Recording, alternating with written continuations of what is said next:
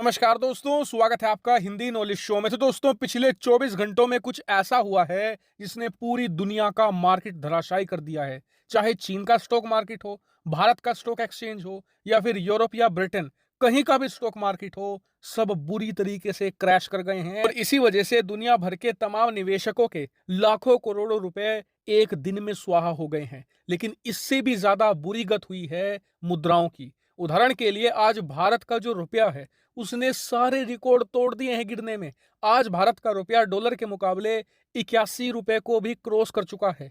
आज की तारीख में $1 की कीमत 81.19 रुपए है और आज तक के भारत के इतिहास में यह सबसे निचला स्तर है। इससे नीचे भारतीय रुपया कभी भी नहीं गया। और यह हालत भारतीय रुपए की ही नहीं, दुनिया की हर एक करेंसी की हो रही है।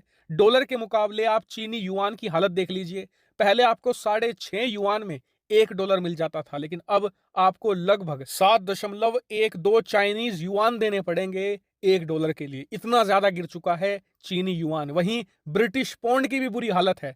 पहले आपको $1.5 के बदले 1 ब्रिटिश पौंड मिलता था। इतना मजबूत था ब्रिटिश पौंड डॉलर के मुकाबले। लेकिन आज हालत यह है कि ब्रिटिश पौंड डॉलर के मुकाबले लगभग बराबर आने की कगार पर है। वहीं यूरोप की मुद्रा यूरो, उसकी हालत तो इतनी बुरी हो चुकी है कि अब से 4 महीने पहले तक यूरो डॉलर के मुकाबले मजबूत हुआ करती थी, लेकिन आज ये डॉलर के मुकाबले कमजोर हो गई है। स्क्रीन पर आप देख सकते हैं। आपका सवाल होगा कि ऐसा पिछले 24 घंटों में हुआ क्या है जिस वजह से दुनिया भर की करेंसी गिर रही है, दुनिया भर की जो स्टॉक मार्केट है वो क्रैश हो रही है। तो देखिए, इसके पीछे सबसे बड़ा कारण बताया जा रहा है अमेरिका का फेडरल रिजर्व। दरअसल जिस तरीके से भारत का केंद्रीय बैंक है रिजर्व बैंक ऑफ इंडिया, उसी तरीके से अमेरिका का केंद्रीय बैंक है वहां का फेडरल रिजर्व।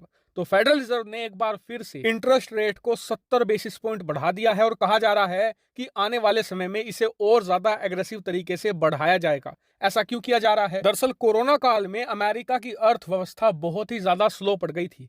तो अमेरिकी अर्थव्यवस्था को दोबारा रफ्तार देने के लिए उस समय अमेरिका ने इंटरेस्ट रेट बहुत कम कर दिए थे ताकि लोग कर्ज लेकर अपने व्यापार धंधे दोबारा चला सकें, लोग क्रेडिट कार्ड लेकर ज्यादा शॉपिंग करें जिससे कि डिमांड बढ़े और अर्थव्यवस्था पूरी गति से आगे बढ़े। अब कुछ समय तक ये हुआ भी, लोग क्रेडिट कार्ड लेने लगे, कर्ज लेने लगे, उससे शॉपिंग करने लगे। लेकिन फिर हुआ ये कि जब खरीदार ज्यादा हो गए, सभी के पास पैसा आ गया और सामान उतना ही था जितना पहले था। इस वजह से चीजों के दाम बढ़ने लगे और अब हालत ये आ गई है कि अमेरिका जैसे देश में महंगाई 40 सालों का रिकॉर्ड तोड़ चुकी है। और इसमें एक एंगल चीन का भी है। दरअसल अमेरिका में लोगों के पास इस समय पैसा तो है, लेकिन उस पैसे का इस्तेमाल करते हुए जब वो कोई सामान खरीदने जाता है, कोई कार खरीदने जा रहा है, बाइक खरीदने जा रहा है, कोई खाने पीने की चीजें ही खरीदने जा रहा है, तो मार्केट में ये चीजें पर्याप्त मात्रा में है ही नहीं। क्यों? क्योंकि चीन में इस समय जीरो कोविड पॉलिसी लागू है। जो वहां पर फैक्ट्रियां हैं वो चल नहीं पा रही, जिस वजह से सामान चीन से बनकर अमेरिका नहीं पहुंच पा रहा। अब मान लीजिए एक शोरूम में एक बाइक खड़ी है और वहां पर 10 आदमी पहुंच गए खरीदने के लिए, तो फिर तो 10 में से जो आदमी सबसे ज्यादा पैसे देगा बाइक वो लेकर जाएगा। और इसीलिए अमेरिका के अंदर पिछले कुछ महीनों में सेकंड हैंड मोटरसाइकिल, कारों की जो कीमतें हैं वो नई के बराबर पहुंच चुकी हैं। इतनी ज्यादा महंगाई है। और इसी चीज को रोकने के लिए अमेरिका का जो फेडरल रिजर्व है वो कर्ज पर इंटरेस्ट रेट बढ़ा रहा है, ताकि इंटरेस्ट रेट देखकर सिर्फ वही कर्ज लें जिन्हें बहुत ज्यादा जरूरत है। शॉपिंग के लिए या किसी फालतू के काम के लिए लोग कर्ज ना ले। लेकिन अब फेडरल रिजर्व की यही नीति दुनिया भर में भयानक आर्थिक मंदी ला सकती है, इसकी पूरी संभावना है। क्यों?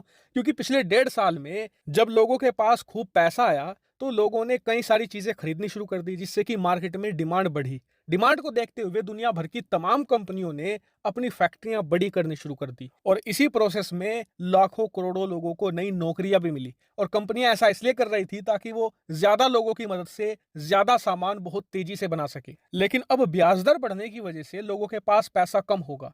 पैसा कम होगा तो वो खरीदारी कम करेंगे और खरीदारी कम होगी तो कंपनियां अपना प्रोडक्शन भी घटा देंगी, फैक्ट्रियों को छोटा करेंगी और लाखों लोगों को नौकरियां अपनी गंवानी भी पड़ेगी। और इससे दुनिया भर में आर्थिक मंदी की शुरुआत होगी। और इसी बात से दुनिया भर के शेयर मार्केट सहमे हुए हैं। दुनिया भर की जो करेंसियां हैं वो लगातार गिर रही हैं और इसीलिए दुनिया भर के जो निवेशक हैं, व्यापारी हैं, सब अपना पैसा डॉलर में सुरक्षित रखना चाहते हैं, क्योंकि उन्हें पता है कि डॉलर सबसे सुरक्षित और स्टेबल करेंसी है। इसमें पैसा रखेंगे तो आर्थिक मंदी के बाद तक ये सुरक्षित रहेगा। इसीलिए डॉलर की डिमांड पिछले कुछ समय में तेजी से बढ़ रही है और इसीलिए दुनिया भर की करेंसी डॉलर के मुकाबले कमजोर होकर गिर रही है। और अब आप समझ गए होंगे कि इस समय पूरी दुनिया की हालत क्या है और आने वाले समय में क्या होने वाला है। अगर आपको वीडियो अच्छी लगी तो चैनल को सब्सक्राइब जरूर कीजिएगा, क्योंकि आने वाले समय में ऐसी फाइनेंशियल वीडियो और भी आने वाली हैं। Thank you very much for watching.